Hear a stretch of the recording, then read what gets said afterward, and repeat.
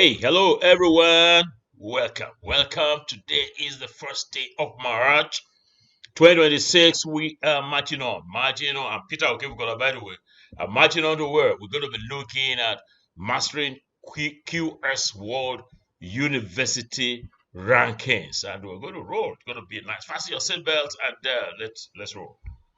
Oh yeah, so let's roll. We'll be looking at the methodology, the strategy, competitive intelligence of the QS World University rankings. As you can see, these are the areas we're going to cover in this lesson. Last week, we had the tertiary education subject rankings and interdisciplinary science rankings. And you did very well in the test. You can see you punched towards this area. Several participants got 750 over 750. Today was the plan. The plan is for us to look at the history of QS rankings, look at the rating system, and the rest like this. So what is a QS? What do you mean? Is it quantity survey? Not quantity survey. There are two gentlemen, two wonderful gentlemen. Nunzio Quacquarelli with some Italian name, and Matt Simmons. The two of them, Quacquarelli, you can see, Quacquarelli, Simmons, Q and S. They came together as partners in London in 1990, and they decided some partnership with Times Higher Education. So they had the first one, Times Higher Education QS World Ranking. So when you have QS, Quacquarelli, Simmons. You've seen them, Quacquarelli. You've seen Simmons. That's the thing. So that partnership ended in 2009. As you're going to see, I'm going to do a rundown, some kind of history there. But by 2010, when they are separated, QS decided to stand on its own, and Times Higher Education stood on its own. Like in the last lesson, we talked about the portfolio inside the box of Times Higher Education. It has several ranking schemes. Also in his brother, if you like, QS rankings, we have several. I'm going to give you what we have in the global, and then the regional, and then some specialized ones. For the global rankings, there are 5 of them. QS World University rankings, rankings by subject. We did that for Times Higher Education too. Rankings by faculty, graduate employability rankings, and the sustainability. You can see they are brothers. Times Higher Education, QS, enjoying themselves there. Then the regional rankings. We have for Asia, Latin America, Arab region, emerging Europe and Central Asia, and then, Africa University rankings. That started about 3 years ago, and it's doing very well. Now, we have specialized rankings. Best university cities. We started in 2012. I tell you something. If they conducted this this year, the best student city will, of course, be Lagos, Lagos, Nigeria. The higher education system strength rankings, if they did this one, we're going to have the Nigerian higher education system ranking as number 1. Now, so it be, well, let's make them do them now. So we also have the MBA and the rest of that. So let's look at the history, which I started talking about. 2004, there was a merger between Times Higher Education and Times Higher Education Supplement, by the way, at that time, and QS. They launched the World University World Rankings, and in 2010 they separated, and it goes on and on. And now by 2023, we have QS World University Ranking revamped with 3 new indicators. Now let's look at the original, like when it started. And now on my left, you have the original, where you have academic peer review 50%, recruiter review 10%. You can see all this, but you see now. I can't be reading everything for you. You can see this on this slide. Go to this side and you find the current version. There are 3 additional. Of course, you can see that the percentages, the weights. I told you about weights in our first lesson. So it has changed. Employment outcomes, sustainability, and international research network. Let's go in deeper into QS World University rankings. Let's look at the methodology. There are 9 indicators. How many did I say? You heard me well. Yes, I said 9. Yeah, my friends. 9 indicators. Academic reputation, employer reputation, citations per faculty, You know, when you say faculty now for Nigeria, we mean the staff, academic staff. But you see, outside of it, generically, it's a faculty. So, citations by academic staff, if you like, as a synonym, faculty-student ratio or staff-student ratio, employment outcomes, sustainability, and the rest. 9 of them. You can see their weightings on the right. Total 100%. So let's take the indicators one by one. Gallop through very quickly there. Academic reputation takes 30%. How is that done? It's by survey. QS will survey the global community, 130,000, at least 130,000 surveyed annually worldwide. So what are they asking you? They ask you, say, this university, no, just give me a list of 30 universities that have high academic reputation. The respondents are taken from 160 plus countries across all academic disciplines. Let's look at the exclusion. Academics cannot nominate their own institution. So assume I get that form survey. Name 30 universities in computer science that have high reputation. I cannot name Lagos State University, but I can name some others. It means that, okay, you got to see that I'm bringing the file from the distance, and I say the distance they read out. You will see what I mean. By the way, I was using some Yoruba, some African metaphor. So let's look on employer reputation. Employer reputation surveys 75,000 plus employers globally. And what are they asking them to do? Asking them to indicate the graduate that employers can nominate up to 30 institutions, asking employers worldwide which institutions produce the most competent, innovative, and effective graduates. That's what they're asking. So that's another one. Let's go on to indicators 3 and 4, teaching quality and research. Teaching quality is on my left here, faculty student ratio 10%. Measures teaching commitment and resolution and all of that. So you know, citations per faculty, citations per academic staff, like measures research impact. So that's citations divided by number of staff faculty members. So let's go on to the next, international faculty ratio. If you don't have international staff or your department or your university, then there's a challenge there, because it's going to be international faculty divided by total staff times 100, then benchmark globally. The same for international students. So that's the thing. Let's look at the rating system. I told you that the rating is different from the ranking. Rating will be banding them together like benchmarks. 4-star hotel, 5-star hotel, 5-star airports, hospitals, and all that. So we also have for education. So let's look at what you have. You have 5+ stars. Hey, that one is Nababa Bilato, world class. So you have universities, global elite, Oxbridge, MIT level recognition. The 5 stars, excellent. That's world class institution with strong all-round performance. 4 stars, very good. 3 stars, good. 2 stars, developing. 1 star, approved. I'd like you to reflect as on this slide now. Think about your university. Lagos State University, University of Lagos, Ahmadu Bello University, BUK, all of them. Think about and where do you belong? Me, I will tell you my own. My university, Lagos State University, now here you did 5 stars. Excellent. Wonderful. Now let's look at reputation survey, dynamics and strategies. For reputation surveys, who are those that are invited? They are academic staff all over the world, including professors, associate professors. I used to say associate professors, those who are just associating professors. Lecturers, researchers, journal editors, conference chairs. So they are contacted, and you have to nominate up to 30 universities across specific disciplines. So you have to nominate them. So strategic actions this is, for me, for now, this is a very important slide. How do you get, reputation takes a high proportion of it's highly weighted. So how do you get reputation? But you know it. If you don't build international research collaboration, co-author papers from outside the place, it's not a question of you are writing a paper. A colleague runs into your office. Hey, put my name there, put my name there. So you put it in the same department. That's not going to earn you much. So international co-authorship, published in high-impact, widely read journals, to ensure that people they see your name of your university. Encourage visiting academics, people from overseas, underseas, no place like underseas.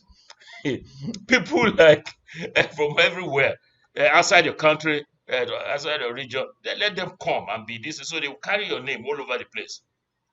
And when you attend international conferences, there they will see your name. Let me tell you, the National Association for Research in Science Teaching, NAST, that's the #1 in the world for STEM education teachers, researchers. Lagos State University, over the last 6 years, had put in, I've heard the number of papers that were accepted for presentations, the highest. So they know us now because they keep knowing us. We keep attending and all of that. So create a ranking awareness campaign, partner with employers, ensure your university's name and branding are recognizable internationally. That's why I brought Professor Ellis. He's going to be speaking with us on Monday, the 2nd of March, about how you can brand your university and make it quite visible. Let's go to subject rankings. Subject rankings, you see the thing, almost the same with the Times Higher Education, Arts, Humanities, and Social Sciences, Engineering and Technology. You can see the component subjects, if you like, in there. So leveraging subject rankings strategically, you target visibility. Your student enrollment, recruitment, international, staff development, funding and partnerships, subject-specific surveys, indicator alignment. Oh, my friends, now it's time. Let's take a short break and make a drink some water, make a relax more. Okay.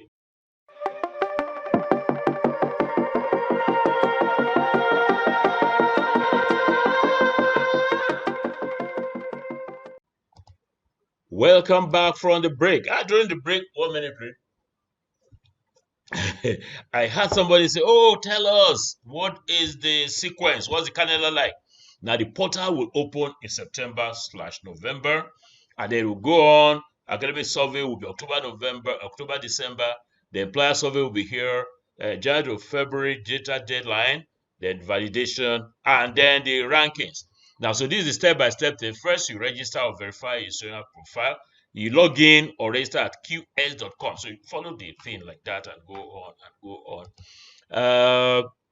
Now, what data must you submit? You must submit this following data as shown on the screen. It will tell you when you get to decide what data you should submit. What are the critical dates for African institutions? It will open, portal will open, as I mentioned. That's what I had before. January to February had data deadline, no extensions, no exceptions. So if data are validated, and these are the strategic tips.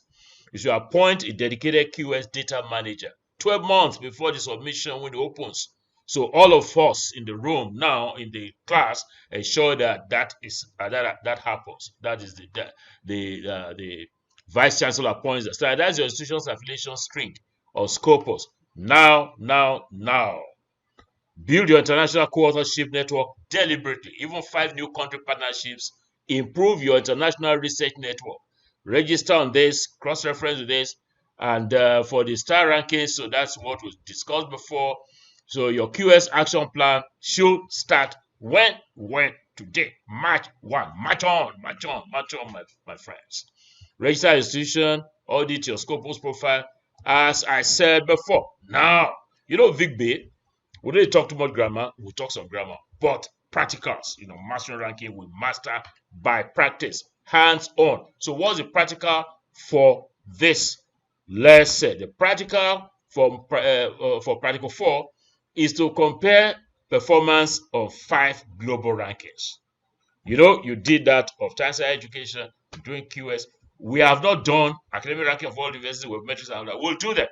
But for now, we want you to put the thing together. In other words, this will be your reporting template. Practical 5, comparing performance of 5 global rankings. What are the 5 global rankings? It is Times Higher Education, World University Rankings, QS, World University Ranking, Weibo Metrics Ranking, ARWU, that's Academic Ranking of World University, and RU.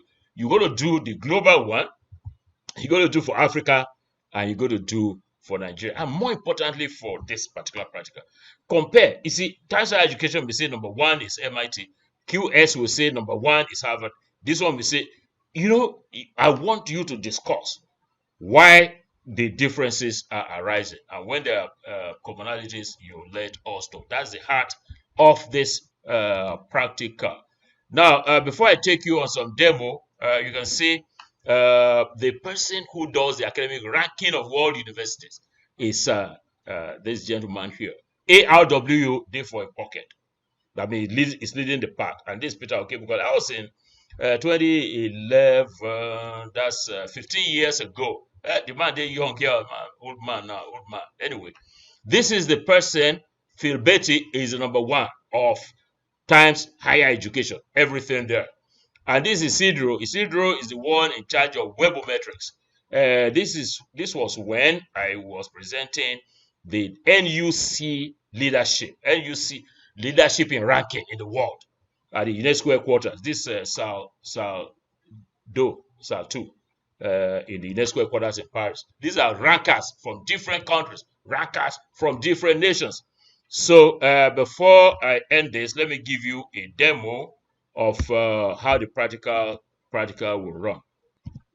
Yeah, so the simple thing to do is go to all the Times Higher Education, QS, and the rest. So this Times Higher Education, World University Rankings, and you have to give us the 2026 data. 2026 data, so just come here. What are you going to enter? Simple. Oxford is number one globally. MIT, number one. Princeton is number three. Bracketed. We used to say University of Cambridge, same number three, rank number three, and Harvard, number five. It has to jump one like that. So this is for Times Higher Education. You do for Africa, you do for your country. So let's look at this QS. Yes, this QS rankings. You can see QS World University Rankings 2026. Top global universities. The first one is MIT. You can see it's different from that place now. The second one is Imperial College in London. And then the other one is Stanford, number three. Number four is Oxford. Number five is Harvard. So let's go on to what else now? Academic ranking of world universities. Is that what we have now? Yeah, this academic ranking of world universities. That's Shanghai ranking. Shanghai Jiaotong University. Academic ranking. Let me make it bigger. Of world universities. So how did I get here? Just Google the thing and it will take you there. So you have Harvard. That's number one. You can see considered number one on MIT on this ARW. Harvard Medical School online. Please take 2025 data for this, because that's the latest I can see here. Stanford, MIT. So take it up to here, number five. That's University of California, Berkeley. So that's it. Now let's go on to webometrics ranking. Yeah, for webometrics ranking, that's by Isidro, my friend that I showed you. So you can download it. But I've downloaded it. I'm going to show you what I have. Yeah, so that is it.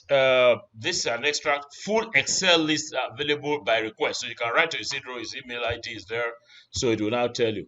So you can see Harvard is number one in the region and world, this world.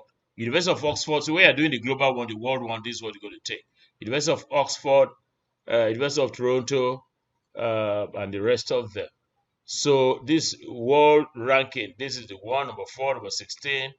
Yeah, and it goes on. So get your data from this and do the last one too. So that's how this practical is going to run, and then you're going to discuss it. Yeah, so this is it. This is your reporting template.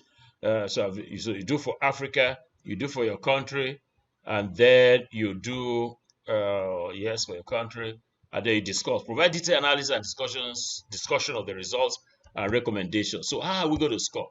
For the global ranks, there are 5 ranks, first, second, or fifth, 5 ranking schemes. The 5 was at the 50 marks each for each cell that you fill, 1,500. For the Africa rank, the same thing. For Nigeria rank, the same thing. And the discussion of results, that will give you 520. The total that you're going to put in your pocket is 5,020. Wow, wonderful. Yeah, that brings us to the end of our lesson. Or what? Mastering QS World University Rankings. Until next lesson, where we'll be looking at the academic ranking of world universities, it is yours sincerely, Peter Okebukola saying bye-bye for now, and God bless you. Have a great month of March.